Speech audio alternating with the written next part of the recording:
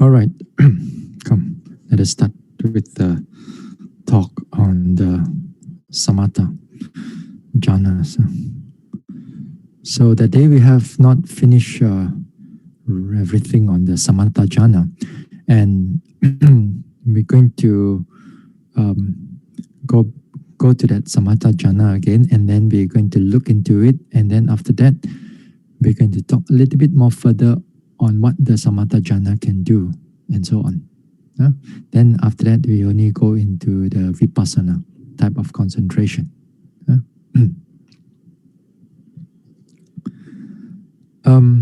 We better share the screen. Okay. Okay. Now, this is the last week we talk about the different types of the 40 types of meditation. And with the 40 types of meditation, you have preliminary concentration, excess concentration, absorption concentration. And then the sign here is like preliminary sign, learning sign. Then you have counterpart sign. And then whether you have first jhana to fifth jhana, or first jhana only, or first jhana to this jhana. It's quite a bit of, you got to really, you got to understand it theoretically, although that you may not be able to do everything, but at least we know a little bit of it. So as I said, this Samatha jhana and Samatha development and its jhana, they have quite a different way of development, and some can reach the first jhana only, some cannot reach the jhana, some can reach the first jhana until the fourth jhana, and some can reach until, or the third jhana, especially like in the this one, the loving kindness, compassion. So this one we put it aside. At least we understand that. Now the thing is that this entering into the jhana, they are also similar, like as I said, they are similar like the insight that we talked before in the third noble truth. That when we enter into, when you want to see the path and friction, then it has to go through the process, a mental process, a process that before the VA here, vibrating Vabhanga and arresting Bhavanga, then before that is what you see, the anicca, dukkha, or anatta. So you take one of it, and then it becomes what we call the door of liberation. Then that is to say that whether you take impermanence, whether you take whether dukkha, or you take anatta as at that time when you perceive it, then when it goes into, then after that vibrating, then after that the whole thing will stop because it's called an arresting. Then it starts with the mind door averting consciousness, and then it go on, and then after that path and friction arises. Okay, path and friction arises. That is for Vipassana.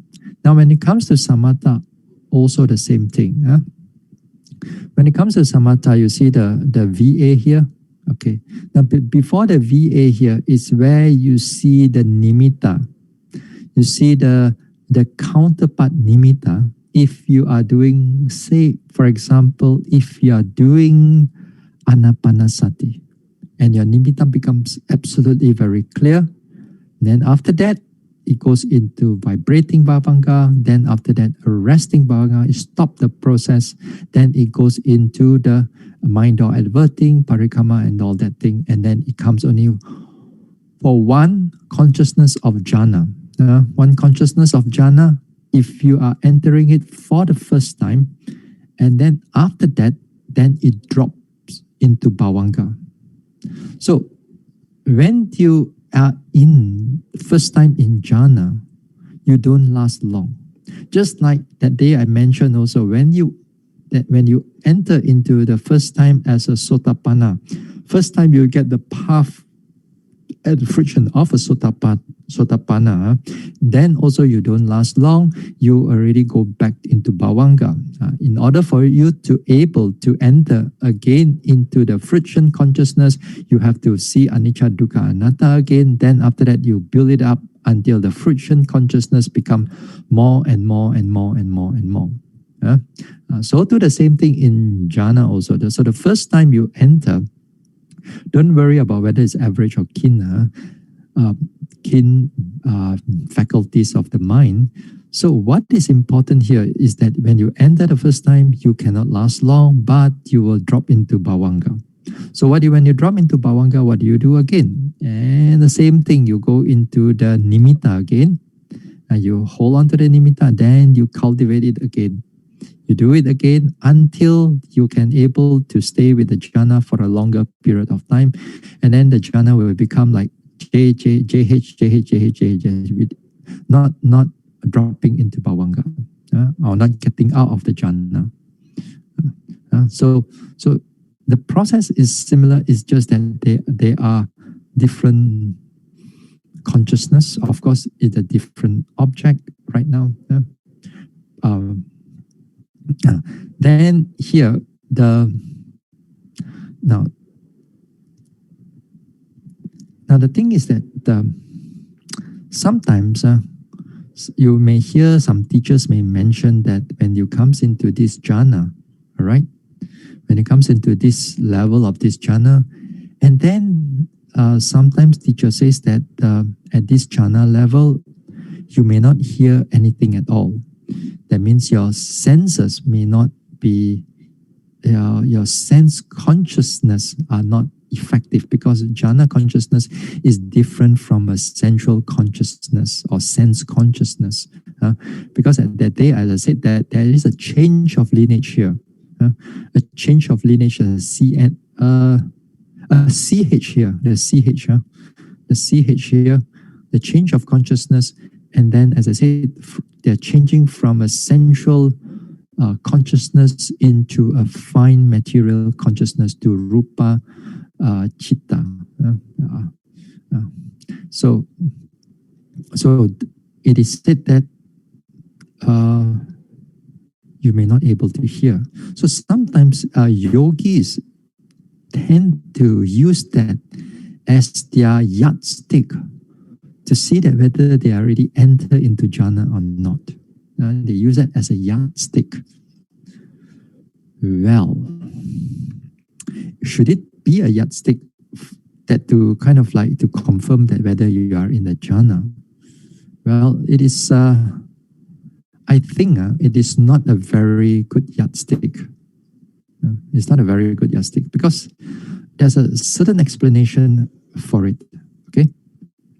Now, when you enter the first time into the jhana, or second time or third time, because you are still very new to the jhana, when you enter it, then yes, you may not able to hear anything much.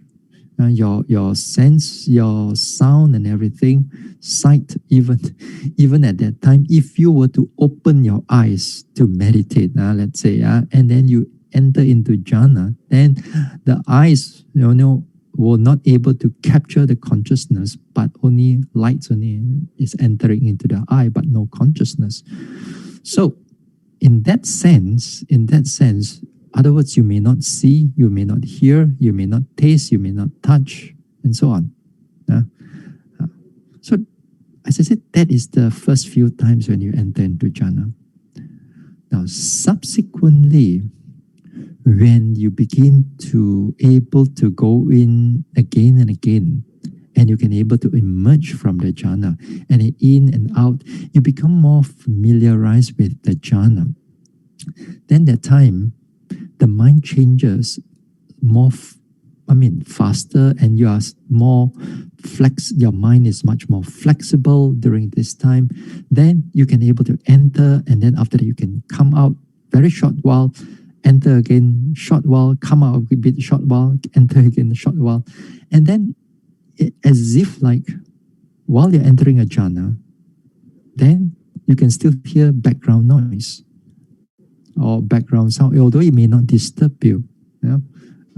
So you can able to happen in that way if a yogi is quite mastery in the jhana, in that sense. So while you're in the jhana consciousness, then there is none. But when you just slightly you come out of it into bhavanga a little bit, then you can able to have some consciousness that is connecting right now to it. Because the mind can fluctuate very fast. The mind can fluctuate very fast. So when you are good at it, it may not, that the sound may not be good for a yardstick, whether you are in the jhana or not. Why is it so? Why is it so that like that?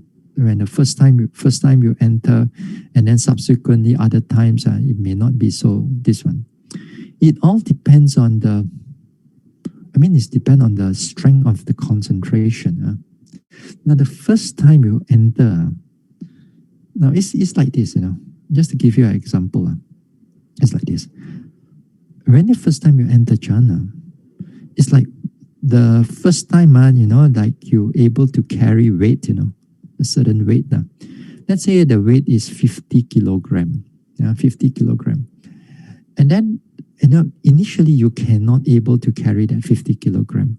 So you train and train and train. And then after that, you can able to, first time when you can able to carry, you see that when the first time you can able to do it, your mind and your concentration is totally focused into it. You don't hear anything outside also actually during that time.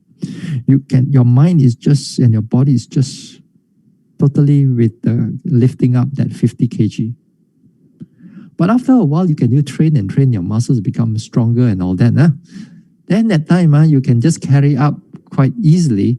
Then you can still able to look around what is going on beside you. And then the weight is still the same, but because your body and your mind, and especially your body here, has developed certain amount of its strength, and then he can able to lift it up quite easily. Then he don't have to struggle like the first time that he has to do it. So to the jhana also the same thing. So to the jhana, same thing. The first time, as if when you reach it, it's like you are trying to reach the peak. Struggle, and then you try to reach the peak. But subsequently, when you're able to do it, then you can able to just reach it very easily. Just like you're carrying the weight. So too for the vipassana also the same. For the path and fruition also the same thing. When the first time when you reach path and fruition, because it's a fixed concentration, you also don't hear much of everything. But subsequently, when you're later on, perhaps can, because of the mind can come out from it, enter, come out and enter. But of course, if on other occasions, if your concentration is strong and well balanced, then that time you can able to last the jhana for a longer period of time. Then you may not able to hear anything much. If your concentration is strong. For some people, the concentration is not so strong. Then sometimes the jhana, it can come out and enter, come out and enter, come out and enter, come out and enter. Especially when you are doing this path of fruition or jhana in the everyday situation, when you are not in a retreat, when you got all kinds of things and so on, then when you enter into these things, then because of there's no continuity of practice, then the jhana or the fruition consciousness that you go in a bit, come out a bit, go in a bit, come out a bit, go in a bit, come out a bit, go in a bit, come out a bit. And because of the mindfulness and other things are not continuous. But when you are in the retreat time, then it's a different ball game altogether. Because if you are continuous mindfulness, then the jhana have a longer period, and you can able to enter into the jhana for a longer period. And at that time, you can able to feel the calm, the peace, and the quietness of the mind. So that is, different people have a different way of entering into jhana. Even one person, depending on how you practice, also the jhana also can look a bit different in that sense. So this is something on the jhana. So, next thing is this. Because we are still in the Samatha Jhana, it's not like friction consciousness or path consciousness. Path consciousness, friction consciousness, they don't have a rebirth. You don't have to worry big. But the jhana here, they still got effect. They still got a rebirth to go through. Yeah? They still got a rebirth to go through. Now, every time you enter the first jhana or second jhana, or third jhana, fourth jhana, fifth jhana, sixth jhana, seventh jhana, eighth jhana, it will go through this process, mental absorption process. From vibrating bhavanga, arresting bhavanga, mind diverting, and so on, until jhana. Now, can this consciousness be seen by the yogi? Can this consciousness one by one can be seen by the yogi? Just like that time we talk about also, can the path and friction consciousness, before that, all this conformity consciousness, change of lineage consciousness, can it be seen by the yogi? Yes, it can be seen by the yogis, but not all yogis. Yogis especially with the wisdom factor, if their wisdom factor is sharp enough, then they can see this mind or adverting consciousness, preparation consciousness, access consciousness, and so on. All this consciousness they can see one by one until they enter into a jhana consciousness. So it all depends on the quality of the mental factor. How strong is that wisdom factor? So if you can able to see this thing, then it's one of the very good yardstick that you can able to at least know that whether you are in jhana or not. So this is one of the thing. Now, with this jhana, then many times that we can also know that the jhana has a different, you have a different qualities of the jhana. Then you have vitakka, vichara, piti, sukha, ekagata.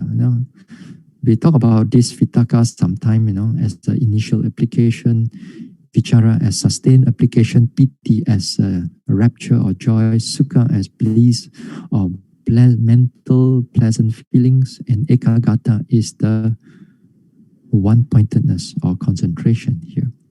Now, so coming out for the first jhana, then it is said that you have these 5 factors. Coming out from the second jhana, then you have 3 factors. Coming out from the third jhana, you have these 2 factors. Come out on the 4th jhana, under the 8th jhana, then you have these 2 factors, ekagata and upeka. Upeka here means equanimity. Again here, these 5 factors, or so, or 3 or 2,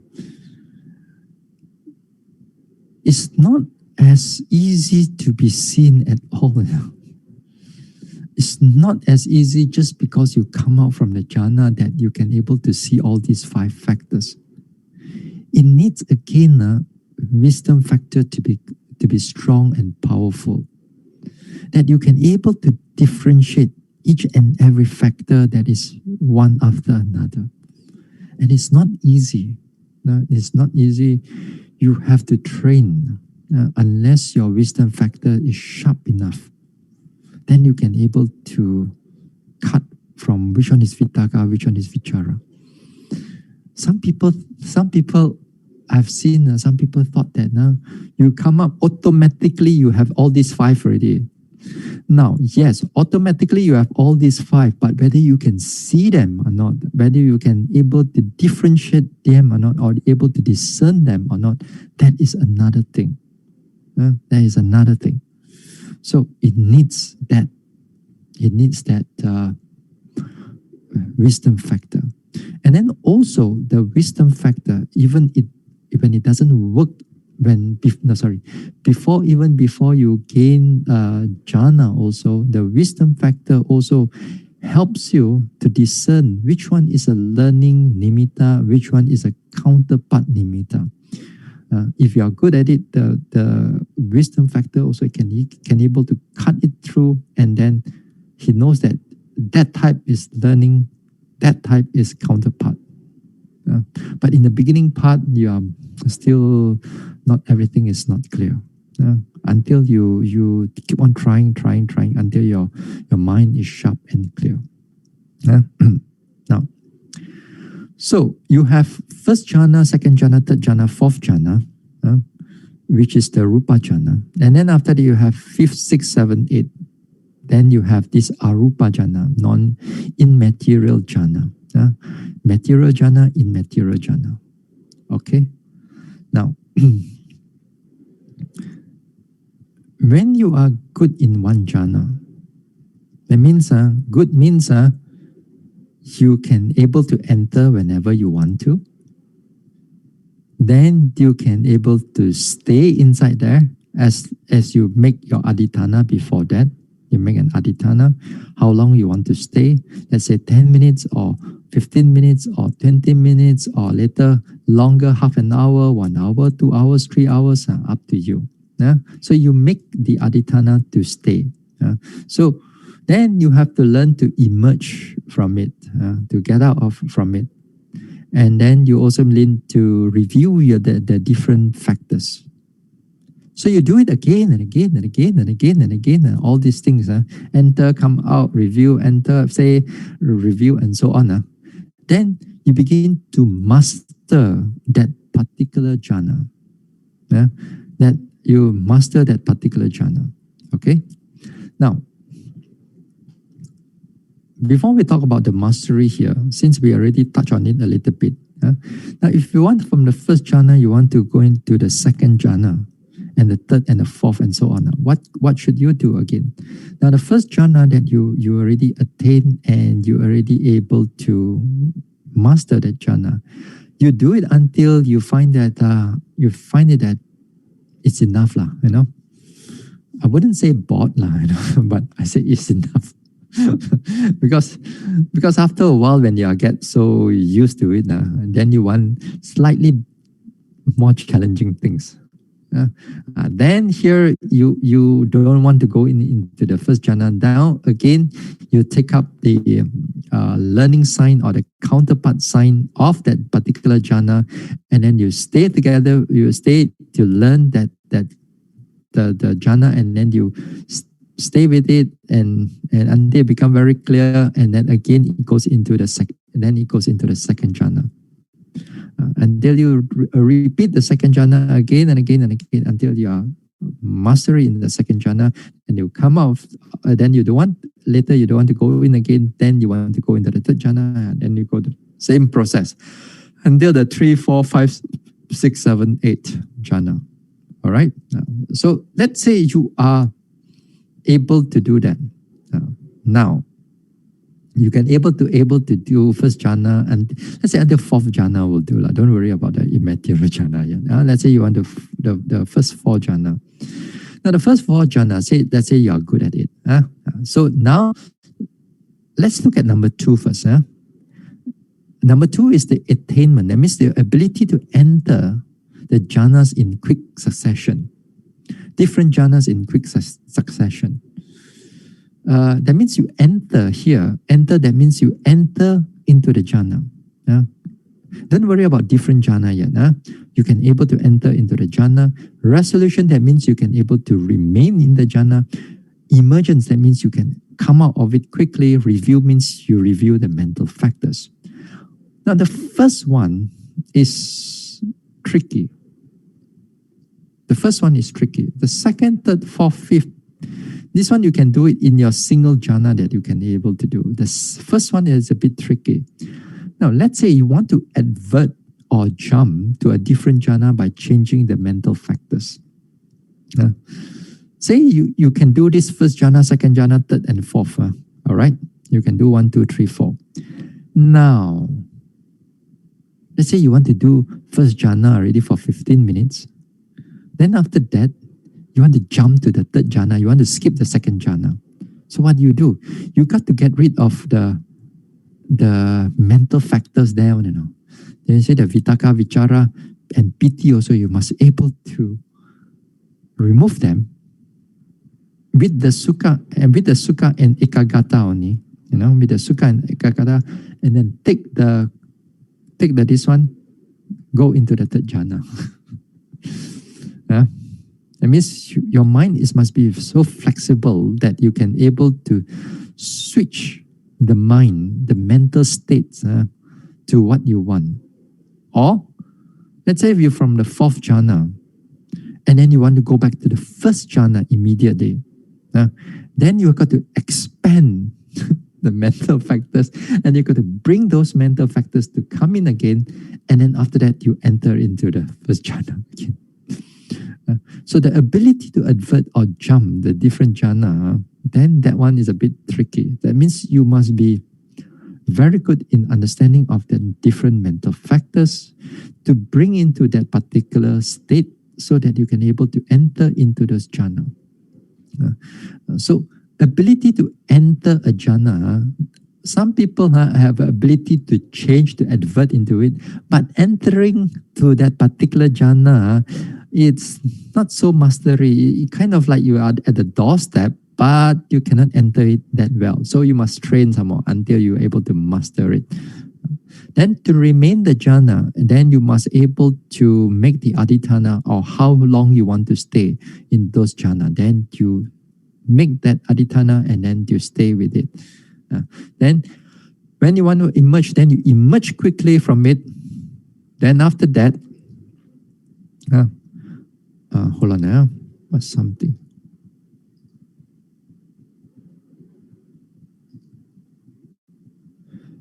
From that onwards,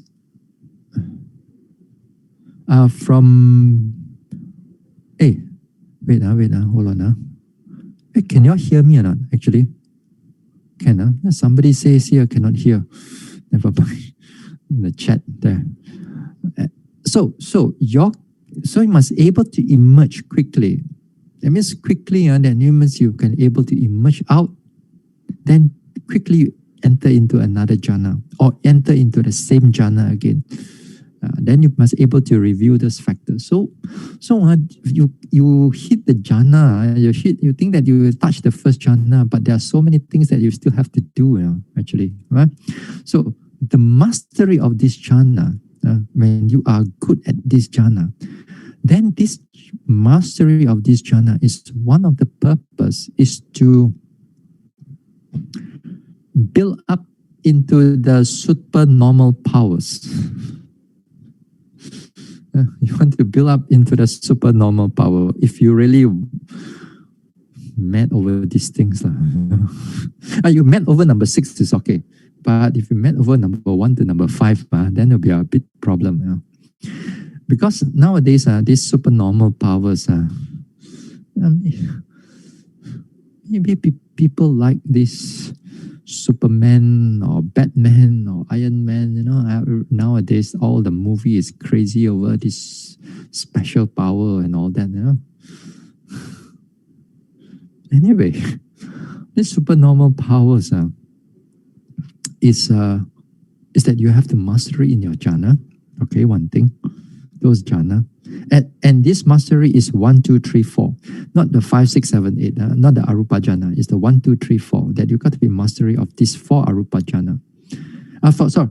4 rupa jhana, 4 material. The first 1, 2, 3, 4. If you want to have supernormal powers, you have to mastery into that. And then, also the next criteria is that you also must be good in your quite a number of your jhana meditation. Like for example, like this thing. Here. Okay. The kasina here. You got to able to master all the kasina.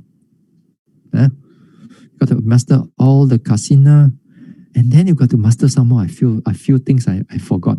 I think one of it is the breath, something like that. Something like this. You got to able to master those kasina already. That means here about, let's say earth kasina, you got 4. Let's say you got 4 from the sutta perspective. You got 4 jhanas. Water, you got 4 jhanas. So over here you got 40 jhana for you to do already. So you must be good in it. Not only good in it, you have to be able to master in it. Then perhaps then you can have this, this supernormal powers, this abhinya. Yeah? Yeah. So number 1 to number 5, because of that, they are good at it, but these are still mundane. Mundane means, well, you can still have a rebirth to go through. So the first one is this psychic powers. Psychic powers here means you can able to be like Superman, you know.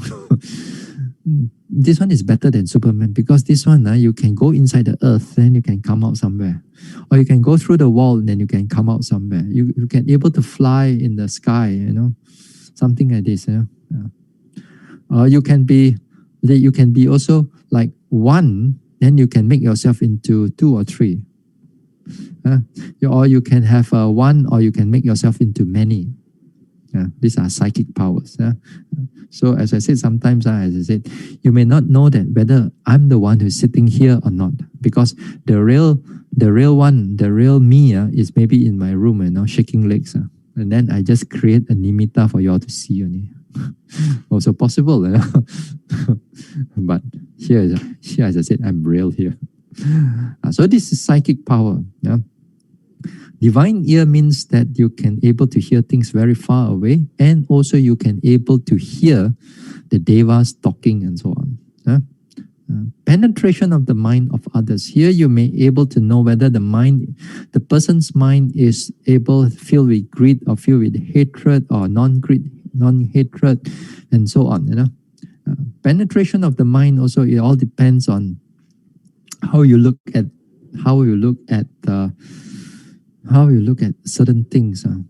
You see, some of the penetration of the mind also, like in the sutta is mentioned that some monks can able to know another monk, whether that monk the other monk is already enlightened or not, by seeing into the what are defilements already eradicated or not eradicated. So you can able to penetrate the mind of others in certain sense, in that sense. Because finally, you see, whether it's your mind or others' mind or one's body or another body, that is irrelevant. Because mental states, after all, there are 4 elements, or no, 4 elements. Whether this body element or your body element, they are only elements only. Whether it's your chitta or chittasika or mental factors, or whether it's yours or them or another one, is irrelevant. So you can able, for example, when you meditate, your mind can able to note your own mind. You can note your state of your mind, whether it's hatred or whether it's greed that arises. No, you can able to do that. So too, if you just forget about whether it's yours and him or her, then it's just another mind. Then your mind can able to take another mind or not. Then there's another. If you have the ability, if you have the ability, you can able to know that whether the person's mind is enlightened or not. By going seeing into its level of defilements as eradicated or not eradicated, then you can able to know whether the person is eradicated or not. So the teacher may be very far from you, it doesn't matter. But the teacher knows that whether you are already enlightened or not, or you're not enlightened, or even if the teacher wants to, they can able to know whether which insight that you are in or which jhana that you are in also. So perhaps there are people who can able to do that. So penetration on the mind of others. Number 4, remembrance of former existences. Then this one is that you can able to know your past lives. Not only just this life, but going to past life. And then this remembrance of the existence and so on. And that one, it also depending on how strong these supernormal powers. That means, that is to say, some people can recall like 5 lives, some people are able to go to 10 lives, some people can recall an eon or 2 eons, and for the Buddha is unlimited. Even for Sariputta, Venerable Sariputta, and also Moggallana, they are also limited, but a very limited in the sense that, but it's still very, very, very long, but it's still limited. Divine eye here means that you can able to see a few things. One is that you can able to see the actions of a person has done, or the speech or the thoughts, and then what is the corresponding effect, or what is the corresponding rebirth that is taking place for that particular person or that particular being, because of the divine eye.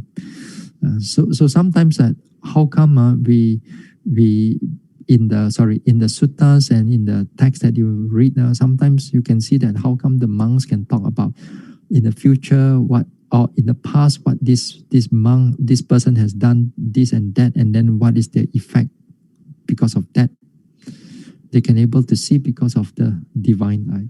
So this is divine eye. They can able to see into the karmic effect of others, and also divine eye. Also, of course, you can able to see the devas, and because of the effect, you can see the devas, the hell beings, and so on. Those beings that not in our normal eye they cannot see. Of course, the sixth one is the best. The sixth ones belong to the vipassana. Now, this is the vipassana, and you attain until the arahantship. Then this is extinction of all cankers of asaya kaya. Then that one is the supernormal powers. Okay, so these are the highest you can go. But the jhana here, again, we are still in the jhana, because the jhana has the effect in the rebirth. We got to touch a little bit on it also, because if we don't touch on the effect, then it's only a cause only, and then we don't touch on the effect also, it's not right. So we need to go back to the diagram last time I gave you before. This one. This is the Brahma realm. You see the number 12. Number 12 here. All right. I'll make it a bit. Now, number 12 here, 13, 14, this is the first jhana plane. That means if you die with the first jhana, then you reborn here. Then you have second jhana, again you have this one, three level, 3 planes. Then you have the third jhana, also you have 3 planes. Then the fourth jhana is a bit tricky. This is talking about Samatha practitioner only. Now, if you have a fourth jhana, then you only have 1 plane of existence. If this is number 21, if your mind is normal, then you only go into 21. 22.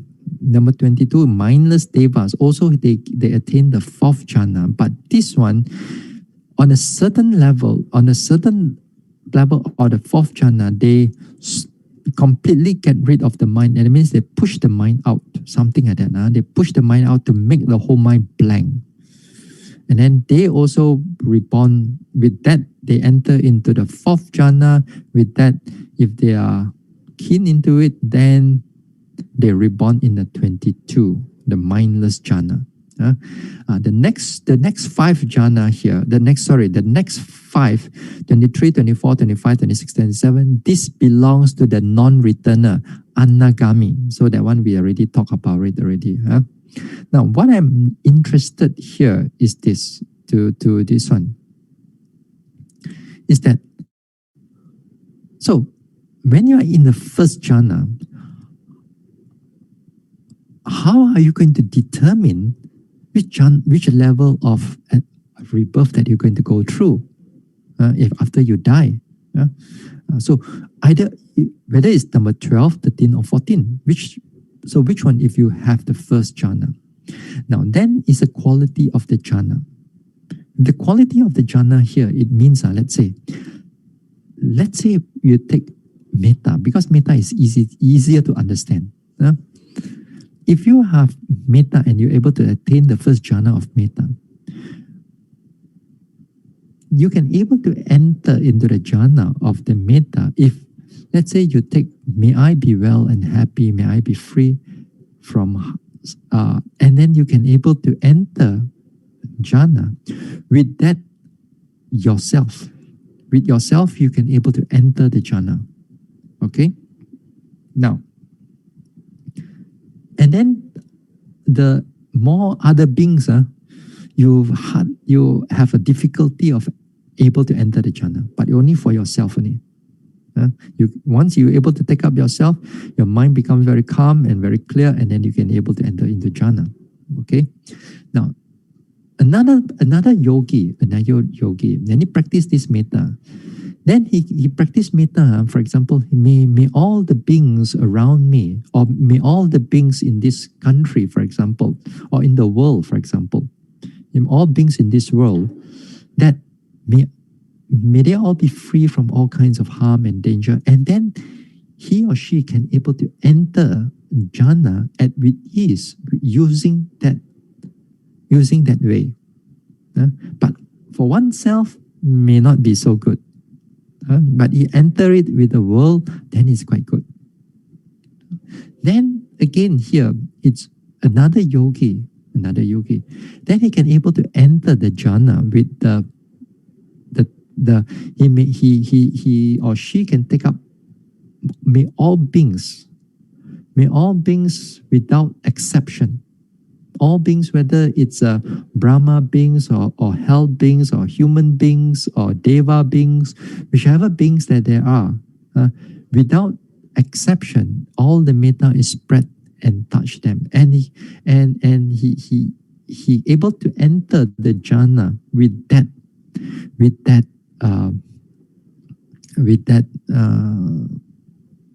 mindset, with that set of the all for all beings. Now, so you have the three different levels. Now, therefore, when the jhana takes effect after you die, and you can, let's say you can able to maintain them, and then until you die. Then here, if you only take for yourself, then you only comes up to number 12 for yourself. And then intermediate, that means you can take over all beings, as all beings in this world. Then because it's a wider scope, then the jhana goes into number 13. Then if you can have 14, that means you can able to take all beings without exception. But you only had the first jhana. All right? So that's why the quality of the jhana or the quality of the nimitta also in a way affect the rebirth consciousness in the future. So too, like in the second jhana, like also in the third jhana also. In the fourth jhana, when you come to equanimity, it's all the same. There's no differentiation anymore. Everything from equanimity onwards, from 21 onwards, even though you go into arupa jhana, also the same thing, like 28, 29, 30, 31, all the arupa jhana, also the same. They only have one level only. But in the lower planes, in the lower jhana, then you have three different, this one. Because of its quality and so on. Or quality of the meditation or quality of the samatha object or nimitta here. Okay? Then again, you have 1, 2, 3, 4. Let's say you have 1, 2, 3, 4 jhana. Let's say you can able to meditate until 1, 2, 3, 4 jhana. And then you are familiarized with all the 4 of them. Very good at all the 4 of them. So which rebirth are you going to take place? Which rebirth are you going to take place? Is it that it's going to take 1, or is it 2, or 3, or 4? Some may think that since you are meditating under the 4th jhana, then most probably you are reborn in the 4th jhana, 4th plane, the 4th jhana plane, because that's the highest. Well, I think so. Perhaps it may be true for this one. After all, we are not dead yet. After all, we are not reborn there yet. If you go and meditate, maybe You will know. But there is another way. Another way means that if you got 1, 2, 3, 4 jhana, and which one do you prefer? Sometimes some people prefer the third jhana or the second jhana or the first jhana. Although he can able to good at all the four, but he's more inclined to that particular jhana. So when he inclined into that particular jhana, he meditated on that particular jhana for a longer period of time. And because of the inclination of that mind to that jhana, then he reborn in that jhana, in that plane of that jhana. Although he may have a higher jhana. So this is again, to me, it is again a theory. We are not really sure and so on because it's all mentioned in the books only. So if you really want to know, you go and meditate yourself. You go and meditate yourself, and then you die, you become Brahma. You go and become Brahma, and then you come and let us know. So this is something on the jhana. All right. Okay. Now, Samatha jhana here, they are, in a way, if you can have the time to do it, to develop them, then it's wonderful. But the thing is that we do not know how much time do we have. How much time do you have? You don't know when you're going to die. So a lot of times when, as I said, when you want to develop these two paths, Vipassana path, Samatha path, because of you do not know when you're going to die, you do not know when you can able to attain even the first jhana also. Then again, as I say, my thing is my advice is this: you practice the vipassana first. You practice the vipassana first until the first jhana. Then after that, practice until the first enlightenment. You practice until the first enlightenment. Then after that, you can go and play with all the jhana, whatever jhana that you want. Then if you want to play with the jhana, well and good, fine, no problem. At least you are safe in a certain sense. But if the Buddha is here, if you can have the first enlightenment, then he says that why bother about all the jhana? You might as well go all the way until arahantship. Why wait? Then again, the Buddha may say that you may not have all those time again. Then it's better to finish everything if the Buddha is here. But sometimes we want to change to a samatha and so on. Not to say it's wrong, but whether you have, sometimes we do not know how much time we have in this life. Now again, also another thing is that sometimes you are also, when you are out there, there are many yogis or many teachers, and they have a lot of idea about this samatha and vipassana, and they say that, oh, if you don't have samatha meditation, then all your vipassana is wrong.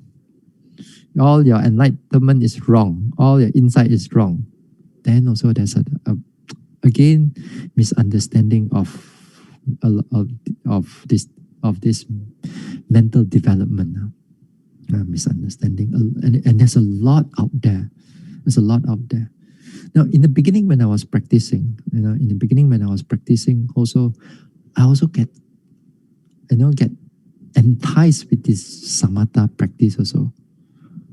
Although my vipassana is going on quite well, but of course, once in a while, we also get enticed with this samatha thing and so on.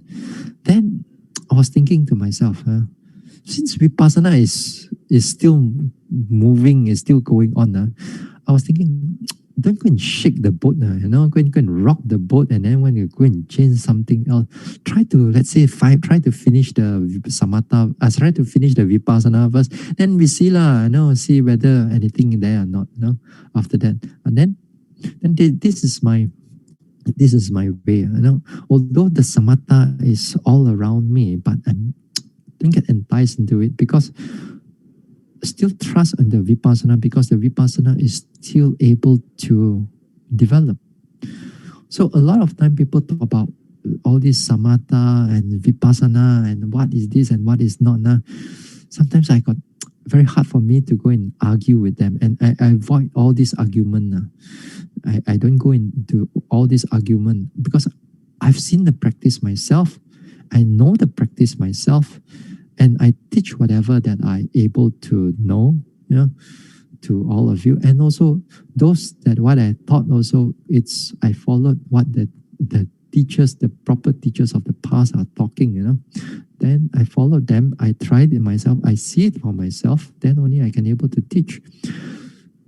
But sometimes I hear out there, and many of you are influenced by all these things, all these jhana, and especially those like influenced by these supernormal powers that just now we talk about. Some of them, some yogis are really xiao one, xiao ga everything. Want to be all this power. Meditate, I want to be past life liao. Bhante, meditate, what be supernormal power liao. Up we meditate, up we tampo. A little bit only they want this supernormal power and this thing.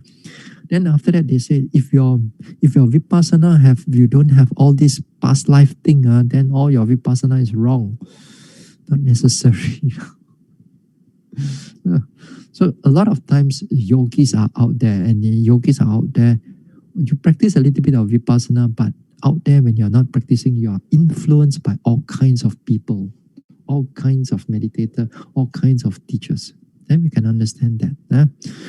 Sometimes once in a while, I meet with some of the past yogis that I've seen them. Then after that, they don't come back, they don't see them, then they go and practice all kinds of samatha and all kinds of it. The problem is that practicing samatha is not to say that you are wrong, but the problem is that when it becomes calm and the craving and the attachment to the calmness that comes in, that is where it's difficult to undo, because it's so nice compared to vipassana. Before that, vipassana, when you're practicing, is pain here, pain there, pain everywhere, headache here, tension there, walking also tension here, also very difficulty. Then go into samatha, it's so nice, it's so cooling, it's so peaceful in the mind. Who don't want, So that's why it's difficult to pull a person out or make them realize that sometimes those attachments can be very strong, and once they are strong, it's hard for them to come out of it. So if you want to practice samatha, not to say cannot, but as I said, that if your vipassana is still going very well, then continue with the vipassana as much as possible. Then if you find that your vipassana is not going so well, then you can try a little bit of samatha. Now, the next thing is that while you are here, we don't have much retreat right now. Maybe we do not even know whether this year we're going to have any retreat or not. Again, you are at home trying to meditate. Now, you're at home and you're trying to meditate. Of course, you are not able to do like a retreat like in the retreat. So at home, when you are meditate, you can try a bit of samatha also. It's okay. Not to say cannot. As long as you don't attach to it. You don't attach to all the calmness. Then after that, you practice for a while, maybe 2 or 3 weeks, let's say, daily. Then after that, you want to change to vipassana, also can, no problem. But if you find that on this time, your vipassana is going well, and then don't shake the boat, don't rock the boat, then just carry on, also can. So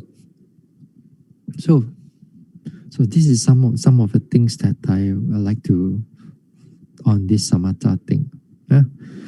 Now, I was thinking of talking about momentary concentration already, although I already prepared some of the, wait now, let me exit for a while. Let me see, what do I have for momentary concentration? Okay. Before we go, I think I don't have much time to, I don't think I want to talk about it that much. But before we go on this momentary concentration, maybe I share a little bit on what, for you to go and think about it. And then Wednesday, we're going to talk more about it. I want to close this one. Okay. Oh, no. Sorry. Hold on. Hold on. Wait. Can you see Vipassana concentration? Is it? Are you seeing Vipassana concentration? Okay. All right. Okay.